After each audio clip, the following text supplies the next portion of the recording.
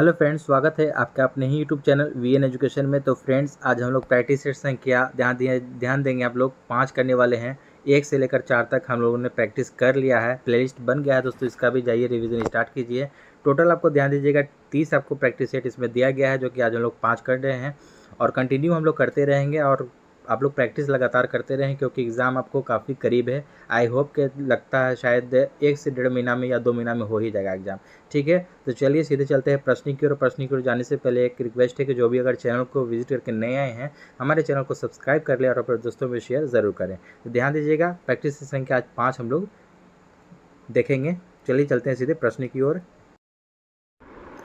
तो friends, session जा रहा है। सेशन स्टार्ट होने से पहले एक बार सेशन को लाइक कर दे, अपने दोस्तों में भी शेयर कर दे जल्दी से। देखते हैं प्रश्न संख्या 1 कहता है कि कम्बाला एक वार्षिक भैंसा दौड़ है जिसका आयोजन कहाँ किया जाता है।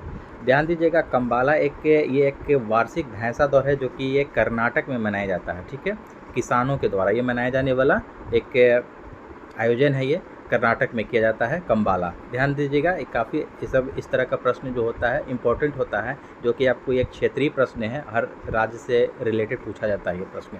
ठीक है, इसको ध्यान रखेंगे। नेक्स्ट क्वेश्चन देखेंगे हम लोग कि वे वस्तुएं जो या तो उपभोग अथवा निवेश के लिए निर्धारित है वो क्या कहलाती है। वो क्या कहलाती है? ऑप्शन नंबर 1 हो जाएगा यहाँ से आपको अत्यंत वस्तुएं कहलाती हैं ये। ठीक है, ऑप्शन नंबर 1 यहाँ से सही उत्तर हो जाएगा। अगला प्रश्न कहता है कि नकद आरक्षण अनुपात तथा खुले बाजार की संक्रियाओं में विचरण किसके साधन हैं। ठीक है, यहाँ पर ध्यान दीजिएगा, इसका सही उत्तर ऑप्शन नंबर 4 हो जाएगा, मौद्रिक नीति कहलाता है। ये क्या कहलाता है? मौद्रिक नीति।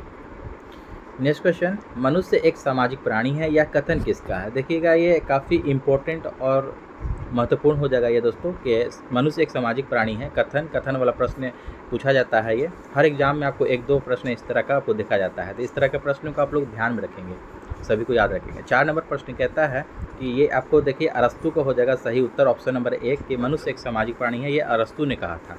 ठीक है, 5 नंबर प्रश्न कहता है सीमांत लागत किसके बराबर होती है। सीमांत लागत जो है ये किसके बराबर होती है, तो यहाँ देखिएगा ऑप्शन नंबर 4 हो जाएगा कि सीमांत लागत जो है कि मात्रा में परिवर्तन के द्वारा विभाजित कुल लागत में परिवर्तन के बराबर होती है। ऑप्शन नंबर 4 यहाँ से सही उत्तर हो जाएगा। अगला प्रश्न कहता है बाजारों के आत्यांतिक स्वरूप कौन से हैं। बाजारों के आत्यांतिक स्वरूप कौन से हैं, तो ऑप्शन नंबर यहाँ से 3 हो जाएगा, पूर्ण स्पर्धा एकाधिकार। ठीक है, ऑप्शन नंबर 3 पूर्ण स्पर्धा एकाधिकार हो जाएगा यहाँ से सही उत्तर। अगला प्रश्न कहता है भारत के राष्ट्रपति को स्वेच्छा निर्णय अधिकार यानी कि विवेकाधिकार जिसको कहते हैं, उसके अंतर्गत क्या प्राप्त है आपको। ध्यान दीजिएगा, यहाँ से सही उत्तर हो जाएगा दोस्तों। यहाँ से ध्यान दीजिएगा, ऑप्शन नंबर 2 हो जाएगा दोस्तों यहाँ से सही उत्तर 7 का कि प्रधानमंत्री की नियुक्ति। इसके अतिरिक्त और भी हम लोग देखेंगे क्या क्या होता है कि देखिए प्रधानमंत्री की नियुक्ति में जब भी पार्टी को स्पष्ट बहुमत प्राप्त नहीं हुआ हो तो इस तरह का विवेकाधिकार का प्रयोग किया जाता है उसमें। एक और पॉइंट आता है कि मंत्रिपरिषद की बर्खास्तगी पर जब लोकसभा में बहुमत का विश्वास खो दिया हो तो इस परिस्थिति में भी इसका यूज़ किया जाता है। ठीक है, नेक्स्ट क्वेश्चन हम लोग 8 नंबर देखें कि सिंधु घाटी सभ्यता की लिपि कौन सी है। काफ़ी इंपॉर्टेंट प्रश्न हो जाएंगे ये कि सिंधु घाटी जो आपको थी ये जिसको सैंधव सभ्यता भी कहा जाता है, ध्यान दीजिएगा, तो वो उसकी लिपि कौन सी है। 8 का आपको सही उत्तर 2 हो जाएगा, अज्ञात, क्योंकि इसकी लिपि जो है खोज नहीं हो सकी, मतलब खोज नहीं हुई है, तो इसकी लिपि जो हो जाएगी अज्ञात हो जाएगा यहाँ से सही उत्तर। ठीक है, क्योंकि आपके सिंधु घाटी सभ्यता के जो लिपि है अभी तक अज्ञात है, क्योंकि सिंधु लिपि की भांति उसकी भाषा भी अज्ञात ही है। ऐसी स्थिति में लिपि अन्वेषण के लिए कोई द्वैभाषिक लेख ही सहायक सिद्ध हो सकता है। नेक्स्ट क्वेश्चन हम लोग देखिएगा 9 नंबर देखेंगे यहाँ से कि निम्नलिखित में से कौन सी साहित्यिक कृति कृष्णदेव राय के द्वारा लिखी गई थी। क्या ध्यान दीजिएगा, कृष्णदेव राय के द्वारा जो कौन सा एक साहित्यिक कृति है इनमें से जो लिखा गया था। 9 का ऑप्शन नंबर 3 हो जाएगा, ये अनुक्त मर्यादा। ठीक है, अनुक्त मर्यादा ये हो जाएगा, ये आपको कृष्णदेव राय के द्वारा लिखा गया था। नेक्स्ट क्वेश्चन है आपका कि ध्यान दीजिएगा कि सत्याग्रह के 3 प्रमुख स्वरूप कौन से हैं। सत्याग्रह के 3 प्रमुख कौन कौन से हैं, यहाँ पर ध्यान दीजिएगा, ऑप्शन नंबर 1 ही आपका सही उत्तर हो जाएगा कि असहयोग, सविनय अवज्ञा तथा बहिष्कार। ये आपको सत्याग्रह के ये 3 प्रमुख स्वरूप हैं, असहयोग, सविनय अवज्ञा तथा बहिष्कार। अगला प्रश्न कहता है यहाँ से 11 नंबर प्रश्न कहता है कि राष्ट्रपति को किस अनुच्छेद के अंतर्गत यह अधिकार प्राप्त है कि वह वित्तीय आपातकाल लागू कर दे। कौन से अनुच्छेद में आपको ये वर्णित है, निहित है, ध्यान दीजिएगा। ऑप्शन नंबर 11 का 4 हो जाएगा दोस्तों यहाँ से अनुच्छेद 360। ध्यान दीजिएगा यहाँ पर क्या कह रहा है, वित्तीय आपातकाल लागू जो किया जाता है अनुच्छेद 360 के अंतर्गत किया जाता है। ध्यान दीजिएगा इस तरह का एक और प्रश्न पूछा जाता है इसमें कि भारत में अपने वित्तीय आपातकाल कितने बार लागू किया गया। तो यहाँ पर आपका ऑप्शन हो जाएगा आपको एक भी बार लागू नहीं किया गया है, वित्तीय आपात कभी भी लागू भारत में नहीं हुआ है। 356 जो अनुच्छेद कहता है ये राष्ट्रपति शासन से संबंधित है, इसे भी ध्यान में रखेंगे साथ साथ। ठीक है दोस्तों, नेक्स्ट क्वेश्चन हम लोग देखेंगे यहाँ से 12 नंबर प्रश्न कहता है निम्नलिखित में से कौन से विषय हमारे संविधान का समवर्ती सूची में शामिल नहीं है। ध्यान दीजिएगा हमारे संविधान के पूछ रहा है कि समवर्ती सूची जो है आपको उसमें शामिल नहीं है, पूछ रहा है इनमें से। तो 12 का आपको सही उत्तर देखिएगा शेयर बाजार तथा भावी बाजार, ये जो है आपको शामिल नहीं है। तो ऑप्शन नंबर 1 ही आपका सही उत्तर हो जाएगा। नेगेटिव का भाई नेगेटिव हो जाएगा आंसर, क्योंकि यहाँ पर नहीं के बारे में पूछा है। ठीक है, अदरवाइज यहाँ पर ऑप्शन और भी हम लोग देखेंगे कि जंगली जानवरों तथा पक्षियों का संरक्षण ये समवर्ती सूची में शामिल है। जंगल भी आपको समवर्ती सूची में आता है और मजदूर संघ भी समवर्ती सूची में निहित है। 13 नंबर प्रश्न कहता है यहाँ से कि ग्रैंड कैनियन किस नदी में है। ध्यान दीजिएगा ग्रैंड कैनियन जो है आपको कौन सी नदी में है। 13 का आपको राइट आंसर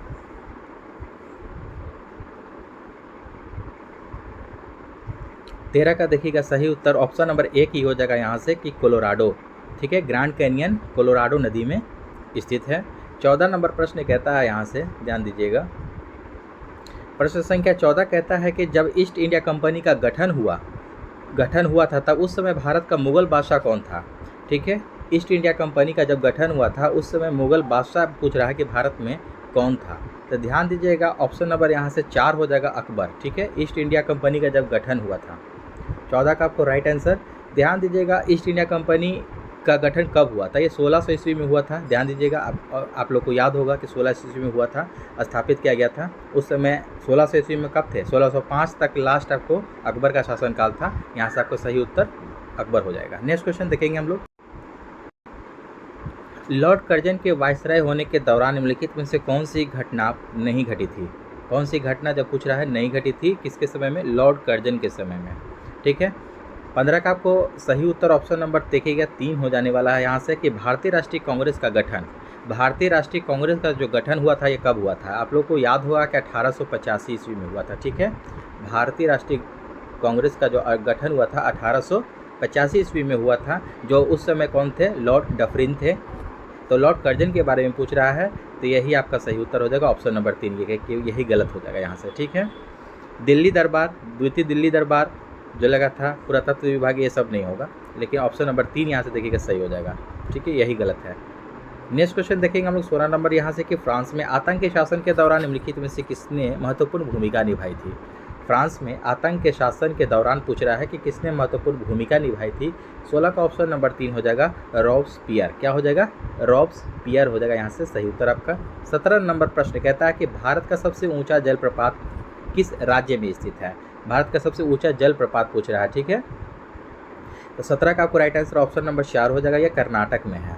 कहाँ है, कर्नाटक में। और कौन सा जलप्रपात है ये भी हम लोग जानेंगे साथ साथ कि कुंचिकल जलप्रपात। ध्यान दीजिएगा कुंचिकल जलप्रपात जो है कि भारत का सबसे ऊंचा और एशिया का दूसरा सबसे ऊंचा आपको जलप्रपात है। यह कर्नाटक में आपको स्थित है। ये कर्नाटक के शिमोगा जिला में ये पड़ता है। यह जलप्रपात आपको बराही नदी पर है। अगर नदी पूछ देगा ये कि कुंचिकल जलप्रपात जो है आपको कौन सी नदी पर है, बराही नदी पर बना हुआ है, इसे भी ध्यान रखेंगे। नेक्स्ट क्वेश्चन 18 नंबर देखेंगे हम लोग कि वह मिट्टी जो वर्षा के कारण गहन निक्षालन की ओर प्रवृत्त है, ये क्या कहलाती है। ध्यान दीजिएगा 18 का आपको सही उत्तर ऑप्शन नंबर 3 हो जाएगा, जलोढ़। ठीक है, जलोढ़ मिट्टी, वह मिट्टी जो वर्षा के कारण गहन निक्षालन की ओर प्रवृत्त होती है, वो क्या कहलाती है, जलोढ़ मिट्टी। 19 नंबर प्रश्न देखेंगे हम लोग यहाँ से कि रेगिस्तान क्षेत्र में मशरूम चट्टान का निर्माण किसके उदाहरण है। रेगिस्तान क्षेत्र में 19 का आपको सही उत्तर यहाँ पर देखेंगे हम लोग, तो ऑप्शन नंबर 3 होने वाला है, अपघर्षण कहते हैं उसको। क्या कहते हैं, रेगिस्तान क्षेत्र में जो होता है, जो डिजर्ट एरिया है आपको, तो वो मशरूम चट्टान का जो उसमें जो निर्माण होता है वो अपघर्षण कहते हैं। ठीक है, किसके द्वारा ये होता है ये निर्माण इसका? अपघर्षण के द्वारा। 20 नंबर प्रश्न यहाँ से देखिएगा कि जल संवर्धन पौधे के कर्षण की एक विधि है जिनमें निम्नलिखित में से किसका प्रयोग नहीं किया जाता है? ध्यान देंगे। 20 का आपको सही उत्तर यहाँ से ऑप्शन नंबर 4 हो जाएगा, ये मिट्टी हो जाएगा यहाँ से आपका सही उत्तर कि जल संवर्धन पौधों के कर्षण की एक विधि है जिसमें से निम्नलिखित में से किसका प्रयोग नहीं किया जाता है? तो मिट्टी का प्रयोग नहीं किया जाता है। अदरवाइज यहाँ पर ध्यान दीजिएगा, प्रकाश हो जाएगा, रेत और जल, ये तीनों का प्रयोग किया जाता है। 21 नंबर प्रश्न यहाँ से हम लोग देखेंगे कि क्या कहता है यहाँ से कि किस राज्य या केंद्र शासित प्रदेश की प्रसिद्ध पश्मीना को जीआई टैग के साथ भौगोलिक मान्यता प्राप्त हुई है? ध्यान दीजिएगा, किस केंद्र या किस राज्य, स्टेट या आपको यूनियन टेरिटरी के बारे में जो पूछ रहा है कि ये कौन सी एरिया में पड़ती है जो पश्मीना का आप लोग जानते होंगे, शॉल भी बनता है, पश्मीना के जो कपड़े बनते हैं उसको जीआई टैग जो भौगोलिक प्राप्त हुआ है आपको, ये कहाँ का है? 21 का ऑप्शन नंबर देखिएगा, ये 4 हो जाएगा, ये जम्मू कश्मीर में बनता है। ठीक है, जम्मू कश्मीर यहाँ से सही उत्तर हो जाएगा। 22 नंबर प्रश्न कहता है संकटग्रस्त प्रजातियों को किस रंग की डेटा बुक में दर्शाया जाता है? जो संकटग्रस्त यानी कि जो विलुप्त के कगार पर है, उस तरह की जो प्रजातियों को किस रंग की डेटा बुक में आपको कलर पूछ रहा है तो दर्शाया जाता है? तो 22 का आपको सही उत्तर ऑप्शन नंबर 2 हो जाएगा, रेड। ठीक है, लाल कलर, यानी कि रेड डाटा बुक में दर्शाया जाता है संकटग्रस्त प्रजातियों को। 23 नंबर प्रश्न कहता है कि भारत में करेंसी नोटों की मुद्रण और आपूर्ति कौन करता है? भारत में करेंसी नोटों की मुद्रण और आपूर्ति कौन करता है? 23 का यहाँ पर देखिएगा सही उत्तर ऑप्शन नंबर 4 हो जाएगा, सिक्योरिटी प्रेस नासिक। ठीक है, यहाँ पर ध्यान देंगे हम लोग कि सिक्योरिटी प्रेस नासिक महाराष्ट्र में तो होता ही है करेंसी नोटों का मुद्रण। इसके साथ साथ 3 और भी स्थान है जहाँ पर किया जाता है, वो मैं बता देता हूँ आप लोगों को। वो हो जाएगा जाकर के आपका बैंक नोट प्रेस दिवास आपको मध्य प्रदेश में जो पड़ता है, भारतीय नोट मुद्रा निगम साल्बोनी पश्चिम बंगाल में है, और भारतीय नोट मुद्रा निगम मैसूर कर्नाटक में पड़ता है। ठीक है, तो सभी पॉइंट को याद रखेंगे आप लोग। 24 नंबर प्रश्न कहता है कि भारतीय प्रशासनिक सेवा के अफसरों को प्रशिक्षण देने वाली संस्था लाल बहादुर शास्त्री अकादमी यहाँ स्थित है, यानी कि लाल बहादुर शास्त्री जो आपको ये संस्था है ये कहाँ स्थित है, जो कि भारतीय प्रशासनिक सेवा के अफसरों को प्रशिक्षण दिया जाता है यहाँ पर। 24 का आपको देखिएगा, आपको राइट आंसर ऑप्शन नंबर 1 हो जाएगा, मसूरी। ठीक है, ये मसूरी पड़ता कहाँ है दोस्तों? मसूरी है उत्तराखंड में है। ठीक है,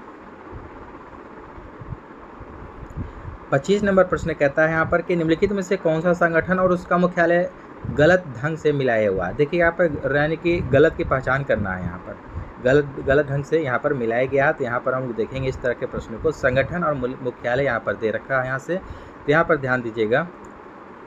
25 नंबर प्रश्न कहता है यहाँ पर कि इंटरपोल लियोन पेरिस, ठीक है, अंतर्राष्ट्रीय डाक संघ बर्न, ठीक है, स्विट्जरलैंड, खाद्य तथा कृषि संगठन रोम इटली, ये भी बिल्कुल सही है, और अंतर्राष्ट्रीय नागर विमानन संगठन देखिएगा यहाँ पर लंदन दे रखा है, जो कि यही चौथा वाला गलत है आपका, तो ऑप्शन नंबर 4 ही यहाँ से आपका सही उत्तर हो जाएगा। ठीक है, ऑप्शन नंबर 4 ही सही हो जाएगा।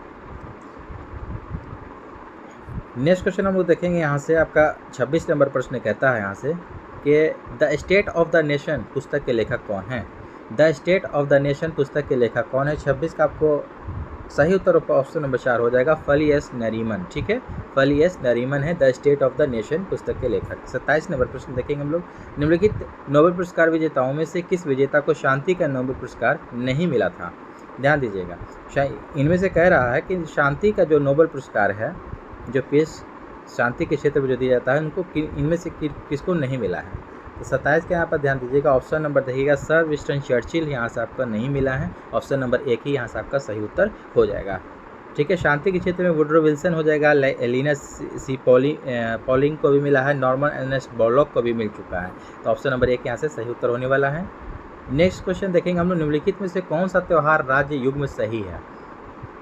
ठीक है, कौन सा त्यौहार राज्य इनमें से युग में जो पूछ रहा है कि सही है यहाँ से, तो 28 नंबर हम लोग प्रश्न यहाँ पर देखेंगे, इसका डिस्कस करेंगे कि 28 के नंबर देखिएगा यहाँ पर मढ़ौरा नृत्य महोत्सव जो कि गुजरात में मनाया जाता है, और बानेश्वर मेला राजस्थान में, तो दोनों के देखिएगा, तो ये आपको दोनों ही युग में सही है, ऑप्शन नंबर यहाँ से 2 हो जाएगा, दोनों सही है यहाँ से। नेक्स्ट क्वेश्चन है कि अंतर्राष्ट्रीय गरीबी उन्मूलन दिवस 2023 का विषय क्या है? 29 का आपको राइट आंसर ऑप्शन नंबर यहाँ पर देखिएगा तो 1 हो जाएगा दोस्तों, कि सभ्य कार्य और सामाजिक सुरक्षा सभी के लिए व्यवहार में गरिमा लाना। ये आपको जो है कि अंतर्राष्ट्रीय गरीबी उन्मूलन दिवस 2023 का ये थीम है, विषय है, ध्यान रखिएगा आप लोग इसको।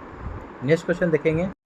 30 नंबर प्रश्न कहता है निम्नलिखित में से कौन सा दिवस जो है कि अक्टूबर महीने में नहीं मनाया जाता है। ध्यान दीजिएगा यहाँ पर 30 का देखिएगा। भारतीय वायुसेना दिवस जो है आपको ये अक्टूबर में ही मनाया जाता है, भारतीय वायुसेना दिवस। संयुक्त राष्ट्र संघ दिवस भी आपको मनाया जाता है, ये 8 अक्टूबर को मनाया जाता है। भारतीय संयुक्त राष्ट्र संघ दिवस आपको 24 अक्टूबर मनाया जाता है। ध्यान दीजिएगा विश्व पर्यावरण दिवस 3 जो हो जाएगा ये आपको अक्टूबर महीना में नहीं मनाया जाता है, ये 5 जून हो जाएगा ये। तो ऑप्शन नंबर 3 ही यहाँ से आपका सही उत्तर हो जाएगा यहाँ से, ठीक है। अंतर्राष्ट्रीय अहिंसा दिवस जो है आपको, अहिंसा दिवस भी आपको अक्टूबर में मनाया जाता है। गांधी जी के जन्म दिवस पर आपको अहिंसा दिवस 2 अक्टूबर को मनाया जाता है। ये तीनों आपको अक्टूबर में मनाया जाने वाला है, लेकिन विश्व पर्यावरण दिवस जो है आपको ये 5 जून को मनाया जाता है। ऑप्शन नंबर 3 यहाँ से सही उत्तर हो जाएगा। अगला प्रश्न कहता है भारतीय रिजर्व बैंक ने रेपो रेट को कितने प्रतिशत बनाए रखा है। ध्यान दीजिएगा आरबीआई जो है हमारा जो है ये रेपो रेट कितने प्रतिशत यानी कि कितने परसेंट पे आपको ये रखा है, तय किया है। तो ऑप्शन नंबर 31 का 2 हो जाएगा, 6.50% रखा है, ठीक है, 6.50% है। वहीं पर ध्यान दीजिएगा अगर आरबीआई का अगर स्थापना दिवस पूछ देगा दोस्तों तो इसे भी याद रखना है 1935। 1 अप्रैल छोटा डेट भी याद रखेंगे साथ साथ, 1 अप्रैल 1935 को स्थापना की गई थी और 1938 से नोटों का निर्गमन इसमें से स्टार्ट हो गया था भारतीय रिजर्व बैंक आरबीआई से। अगला प्रश्न कहता है व्यक्तिगत ट्रैक प्रतिस्पर्धाओं में ओलंपिक के फाइनल में पहुंचने वाली प्रथम भारतीय महिला कौन सी थी, ठीक है। यहाँ पर हम लोग ध्यान देंगे ऑप्शन नंबर 32 का 1 हो जाएगा दोस्तों यहाँ से पीटी उषा, ठीक है। पीटी उषा जो है कि व्यक्तिगत ट्रैक प्रतिस्पर्धाओं में ओलंपिक के फाइनल में पहुंचने वाली प्रथम भारतीय महिला थी। ध्यान दीजिएगा काफ़ी इंपॉर्टेंट प्रश्न हो जाएगा ये, ठीक है। इस तरह का प्रश्न ये आपको पूछा भी जाता है। अगर दोस्तों पीटी उषा का अगर पूरा नाम पूछ देगा कि क्या नाम था, इनका नाम भी याद रखेंगे, पल्लेबुल्ला खंडी थक्के परमाबिला उषा इनका पूरा नाम था, इसे भी ध्यान में रखेंगे, ठीक है। नेक्स्ट क्वेश्चन देखिएगा यहाँ से आपको 33 नंबर के जबड़ा बंदी यानी कि लॉक जा एक रोग है, ये बीमारी है, ये किसका कारक है, ठीक है। काफ़ी इंपॉर्टेंट है ये प्रश्न, पूछा जाता है एग्जामिनेशन में, सभी एग्जामिनेशन के लिए महत्वपूर्ण होगा, ठीक है। 33 नंबर प्रश्न कहता है यहाँ पर ऑप्शन नंबर 2 हो जाएगा यहाँ से क्लोस्ट्रीडियम टिटेनी, ठीक है। क्लोस्ट्रीडियम टिटेनी जो है ये कारक होता है, इसका वाहक होता है ये, ठीक है, लॉकजा का, ठीक है। 33 का आपको सही उत्तर ऑप्शन नंबर, यहाँ पर ध्यान दीजिएगा क्लोस्ट्रीडियम टिटेनी हो जाएगा। लॉकजा कहते किसको हैं, कौन सी बीमारी है ये, इसको एक और नाम से हम लोग जानते हैं जबड़ा बंदी, जिसको हम लोग टिटनेस कहते हैं। क्या कहते हैं, टिटनेस, ठीक है। नेक्स्ट क्वेश्चन 34 नंबर यहाँ से प्रश्न देखा जाएगा यहाँ से कि देखिएगा महात्मा गांधी के जन्म स्थल पर एक राष्ट्रीय स्मारक का निर्माण किया गया है, उस स्मारक का नाम क्या है, ठीक है। 34 का देखिएगा ऑप्शन नंबर 3 यहाँ से आपको सही उत्तर हो जाएगा कीर्ति मंदिर। काफ़ी इंपॉर्टेंट हो जाएगा, इसको याद रखिएगा आप लोग कि महात्मा गांधी के जन्म स्थल पर एक राष्ट्रीय स्मारक बनाया गया है, उसका निर्माण किया गया है, उस स्मारक का नाम है कीर्ति मंदिर। 35 नंबर प्रश्न कहता है कि पहले भारतीय क्रिकेट कप्तान कौन थे। ध्यान दीजिएगा पहले भारतीय क्रिकेट कप्तान आपको कौन से, ऑप्शन नंबर 1 हो जाएगा आपका सीके नायडू। कौन थे, सीके नायडू, 1932 ईस्वी के पहले भारतीय क्रिकेट कप्तान थे ये। 36 नंबर प्रश्न देखेंगे मुस्लिम शासकों में सबसे पहले किसने मूल्य नियंत्रण लागू किया। मुस्लिम शासकों में सबसे पहले किसने मूल्य नियंत्रण लागू किया था। तो 36 का आपको सही उत्तर हो जाएगा दोस्तों ऑप्शन नंबर 3 अलाउद्दीन खिलजी, ठीक है। अलाउद्दीन खिलजी हो जाएगा यहाँ से आपका सही उत्तर। अलाउद्दीन खिलजी का अगर शासनकाल पूछ देगा दोस्तों तो 1296 से 1316 याद रखिएगा, ठीक है। 1296 से 1316 तक इन्होंने शासन किया था। नेक्स्ट क्वेश्चन हम लोग देखेंगे 37 नंबर प्रश्न कहता है भारत में सूरी राजवंश के संस्थापक कौन थे। तो सूरी राजवंश के संस्थापक थे 37 का ऑप्शन नंबर 2 हो जाएगा शेर शाह सूरी यानी कि शेर खान जो थे आपको शेर शाह सूरी के नाम से इनका मकबरा अगर पूछ देगा दोस्तों तो सासाराम में इनका मकबरा है, इसे भी ध्यान में रखेंगे आप लोग, ठीक है, शेर शाह सूरी, ठीक है। 37 का ऑप्शन नंबर 2 हो जाएगा यहाँ से सही उत्तर। और अगर इसके साथ साथ एक और प्रश्न याद रखेंगे कि अगर पूछता है कि जीटी रोड का निर्माण किसने किया था, ग्रैंड ट्रंक रोड का, तो शेर शाह सूरी ने ही किया था, इसे भी ध्यान रखेंगे। नेक्स्ट क्वेश्चन 38 नंबर प्रश्न कहता है कि वर्ष 2023 के शांति नोबेल पुरस्कार से किसे सम्मानित किया गया है। वर्ष 2023 के शांति नोबेल पुरस्कार से किसे सम्मानित किया गया है। तो 38 का आपको राइट आंसर ऑप्शन नंबर 2 हो जाएगा नरगिस मोहम्मदी, ठीक है। काफ़ी इंपॉर्टेंट हो जाएगा, इसको VVI लगा लेंगे आप लोग प्रश्न को, क्योंकि आपको ये देखिएगा नोबेल से एक प्रश्न आपको एग्जाम में आपको पूछा जाएगा, इसको ध्यान रखना। नरगिस मोहम्मदी को नोबेल के शांति पुरस्कार में आपको पूछा गया है, 2023 में सम्मानित किया गया है नरगिस मोहम्मदी। अगला प्रश्न कहता है केंद्र शासित प्रदेश जो यूनियन टेरिटरी होता है उसमें दादर और नागर हवेली की राजधानी में से कौन सी है। ठीक है, यह भी इंपॉर्टेंट प्रश्न है आपको। ठीक है, दादर और नागर हवेली की राजधानी कहाँ है दोस्तों, यहाँ पर ध्यान देंगे। तो 39 का आपको राइट आंसर ऑप्शन नंबर 4 हो जाएगा यहाँ से सिलवासा। ठीक है, सिलवासा आपको दादर और नागर हवेली की राजधानी हो जाएगी। नेक्स्ट क्वेश्चन है एक प्रकार की वर्षा जो हवा के पहाड़ियों की पट्टी के साथ ऊपर उठने के कारण होती है, ये क्या कहलाती है। एक प्रकार की वर्षा जो कि हवा के पहाड़ियों की पट्टी के साथ ऊपर उठता है, उस कारण को क्या कहलाती है वो। तो 40 का ऑप्शन नंबर 4 हो जाएगा, ये पर्वतीय कहलाती है। ठीक है, पर्वतीय वर्षा। नेक्स्ट क्वेश्चन है बिहार में सेंट्रल फ्यूल रिसर्च इंस्टीट्यूट कहाँ स्थित है। बिहार में देखिएगा, बिहार से रिलेटेड जो भी प्रश्न आएंगे वो आपको इंपॉर्टेंट ही माना जाएगा। तो बिहार का जो भी है आप लोग सभी लोग इसको ध्यान में रखेंगे। आप लोग इस तरह के प्रश्नों को ध्यान दीजिएगा। बिहार में सेंट्रल फ्यूल रिसर्च इंस्टीट्यूट कहाँ स्थित है। 41 का ऑप्शन नंबर 4 हो जाएगा, ये पटना में स्थित है। कहाँ है, अपने पटना में ही स्थित है। अगला प्रश्न कहता है बिहार के दक्षिण पश्चिम क्षेत्र की पहाड़ियाँ किस समूह की है। ठीक है, 42 का आपको राइट आंसर ऑप्शन नंबर 1 हो जाएगा, विंध्य पहाड़ी। ठीक है, विंध्य। अगला प्रश्न कहता है कि राष्ट्रकूट प्रतिहार और पालों का संबंध है। ध्यान देंगे, राष्ट्रकूट प्रतिहार और पालों का जो संबंध है कौन से संग्राम से संबंधित है ये। तो 43 का राइट आंसर ऑप्शन नंबर 2 हो जाएगा, ये त्रिदिशीय संग्राम से संबंधित हैं। त्रिदिशीय संग्राम। भारतीय अंतरिक्ष अनुसंधान संगठन किसके लिए मानव रहित उड़ान परीक्षण शुरू करने की योजना बना रहा है। किसके रहित। 44 का ऑप्शन नंबर 2 हो जाएगा, गगनयान मिशन। ठीक है, गगनयान मिशन योजना के तहत जो है कि भारतीय अंतरिक्ष अनुसंधान संगठन ये मानव रहित उड़ान परीक्षण शुरू करने की योजना बना रहा है, गगनयान मिशन के अंतर्गत। अगला प्रश्न कहता है कि कुतुब मीनार का निर्माण किसने पूर्ण किया था। ध्यान देंगे, यहाँ पर काफ़ी इंपॉर्टेंट प्रश्न है ये भी कि कुतुब मीनार का निर्माण आपको किसने पूरा किया था। तो इल्तुतमिश ने आपको इसको पूरा किया था। ठीक है, ये भी एक प्रश्न आता है कि कुतुब मीनार का जो 5वां मंजिल है किसने बनवाया था। तो वो आपको फिरोज शाह तुगलक ने बनाया था, इसे भी ध्यान रखेंगे आप लोग। ठीक है, वज्रपात के कारण जो बिजली गिरा था तो वो टूट गया था, चौथा तल जो होता है कुतुब मीनार का, तो उसको मरम्मत करते हुए उसका एक और मंजिल का निर्माण करवा दिया था फिरोज शाह तुगलक ने टोटल। तो ध्यान देंगे इसको। नेक्स्ट क्वेश्चन देखेंगे हम लोग। नेक्स्ट क्वेश्चन, बिहार के 1974 के छात्र आंदोलन का नाम संपूर्ण क्रांति किसने दिया था। ध्यान दीजिएगा, 1974 का बिहार में जो छात्र आंदोलन हुआ था उसको संपूर्ण क्रांति का नाम किसने दिया था।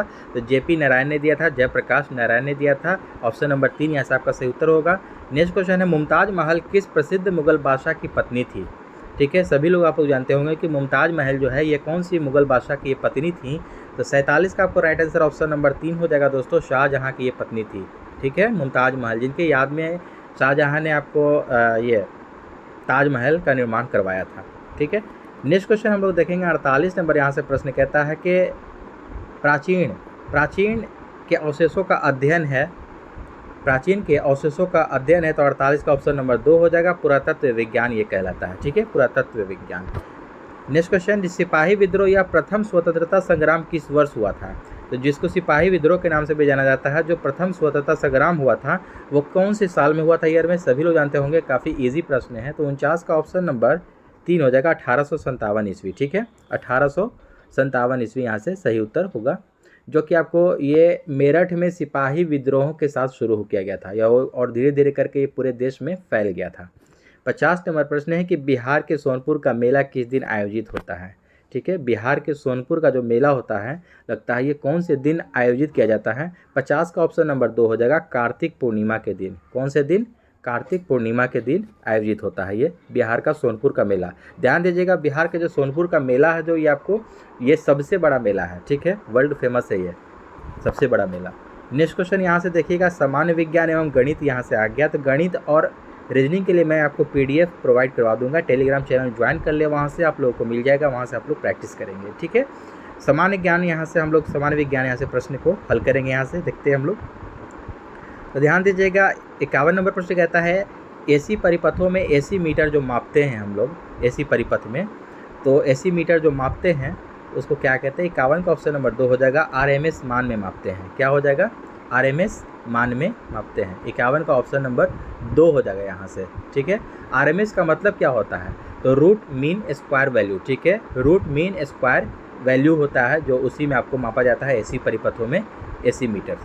ठीक है। 52 नंबर प्रश्न कहता है जब किसी दर्पण से कोई प्रकाश तरंग परावर्तित होती है तब परिवर्तन होता है, क्या परिवर्तन होता है उसमें? 52 का ऑप्शन नंबर 2 हो जाएगा, उसके आयाम में परिवर्तन होता है। नेक्स्ट क्वेश्चन, स्थलीय वातावरण में सबसे प्रचुर मात्रा में कार्बनिक यौगिक कौन सा है? 53 का आपको राइट आंसर ऑप्शन नंबर यहाँ से देखिएगा तो 2 हो जाएगा सही उत्तर, सेलुलोज। ठीक है। स्थलीय वातावरण में सबसे प्रचुर मात्रा में जो कार्बनिक यौगिक के जो प्राप्त होता है वो सेलुलोज उसको कहते हैं। 54 नंबर प्रश्न देखेंगे हम लोग यहाँ से, प्रकाश संश्लेषण की क्रिया का उत्पाद निम्नलिखित में से कौन सा है?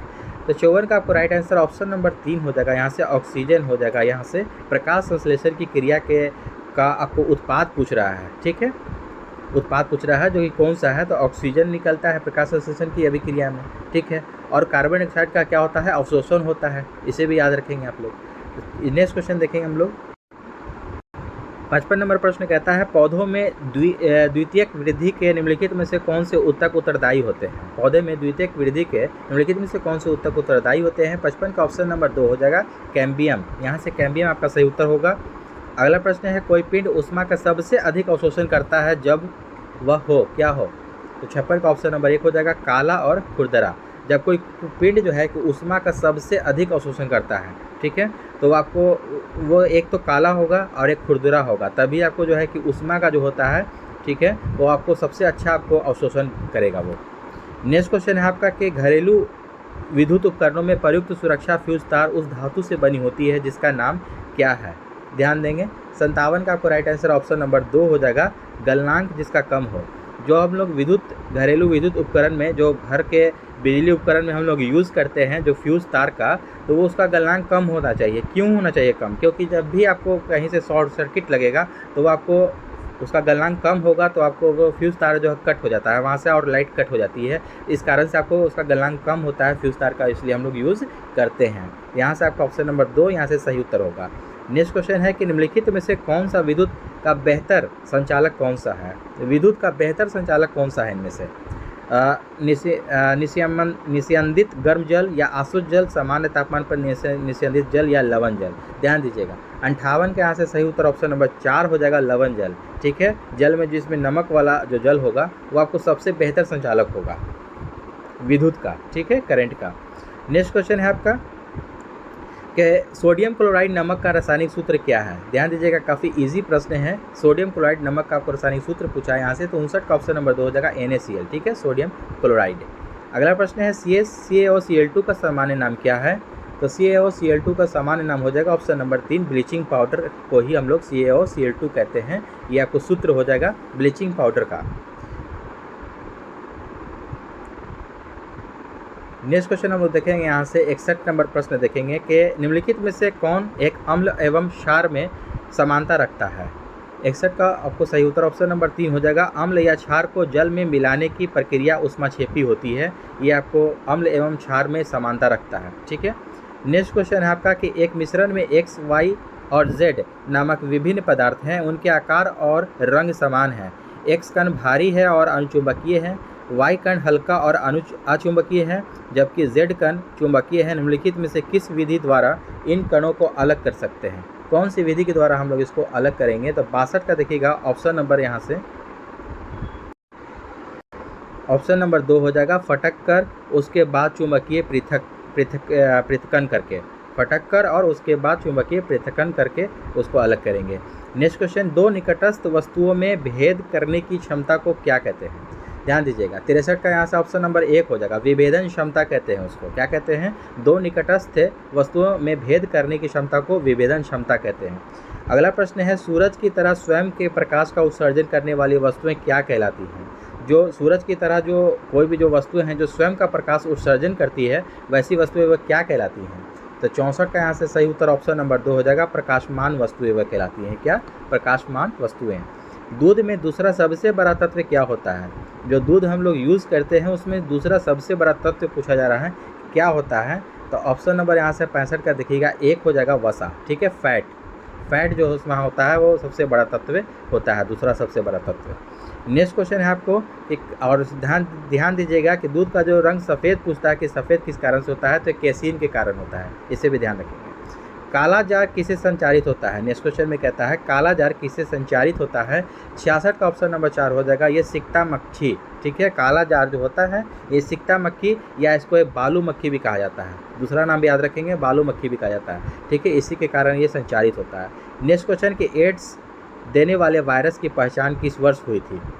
एड्स देने वाले वायरस की पहचान तो 67 का 1900 देखिएगा 83 हो जाएगा, ऑप्शन नंबर 3। 1983 में आपको एड्स देने वाले वायरस की जो है कि पहचान की गई थी।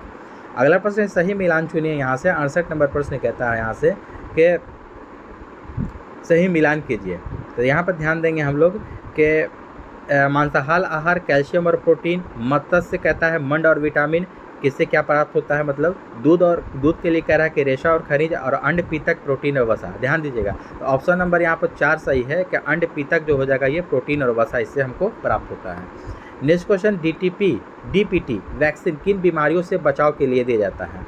डीपीटी जो होता है, जो ये वैक्सीन दिया जाता है कौन सी बीमारियों के बचाव के लिए दिया जाता है? तो 69 का राइट आंसर ऑप्शन नंबर 1 हो जाएगा। देखिएगा, डी से होता है डिप्थीरिया, और पी से होता है परटूसिस, जिसको काली खांसी कहते हैं। पी से क्या होता है? परटूसिस का होता है, और टी से हो जाएगा टिटनेस। तो ऑप्शन नंबर 1 यहाँ से सही उत्तर होगा।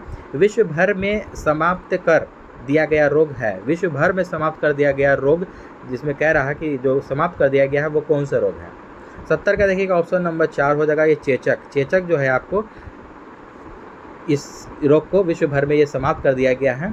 ठीक है, चेचक की खोज, चेचक के टीके की खोज अगर पूछता है प्रश्न दोस्तों, इससे भी ध्यान रखेंगे, तो एडवर्ड जेनर इनका नाम याद रखिएगा, एडवर्ड जेनर हो जाएगा सही उत्तर। 71 नंबर प्रश्न कहता है कि मलेरिया किसके द्वारा एक व्यक्ति से दूसरे व्यक्ति तक आंतरित किया जाता है? ध्यान दीजिएगा, 3 नंबर ऑप्शन हो जाएगा। एनोफिलीज मच्छर, मादा एनोफिलीज मच्छर होता है जो कि इसके काटने से जो कि है एक व्यक्ति से दूसरे व्यक्ति में आंतरित होता है मलेरिया। ठीक है, नेक्स्ट क्वेश्चन यहाँ पर कहता है निम्नलिखित में से कौन ग्रहों के चारों ओर घूमने वाले उपग्रह नहीं है? ठीक है, कौन से ग्रह है, ग्रह के चारों ओर घूमने वाले उपग्रह इनमें से पूछ रहा है कि नहीं है इनमें से। तो 72 का आपको राइट आंसर ऑप्शन नंबर यहाँ पर देखेंगे हम लोग तो 2 हो जाएगा, बुध और शुक्र। ध्यान दीजिएगा, बुध और शुक्र एक ही ऐसा प्लेनेट है जिसके कोई भी उपग्रह नहीं है। ठीक है, याद रखिएगा, काफ़ी इंपॉर्टेंट है ये कि ऐसे ये 2 उपग्रह हैं, बुध और शुक्र, जिसके कोई भी उपग्रह नहीं है। नेक्स्ट क्वेश्चन हम लोग देखेंगे कि सूर्य का निकटतम ग्रह कौन सा है? सूर्य का निकटतम ग्रह कौन सा है? 73 का ऑप्शन नंबर 4 हो जाएगा, बुध। ठीक है, सूर्य के सबसे निकट कौन सा ग्रह है? तो बुध है आपको। नेक्स्ट क्वेश्चन 74 नंबर प्रश्न कहता है कि दीर्घदृष्टि दोष के क्या कारण है? तो यहाँ पर ध्यान दीजिएगा, 3 हो जाएगा सही उत्तर कि अभिनेत्र लेंस की फोकस दूरी का अधिक होना।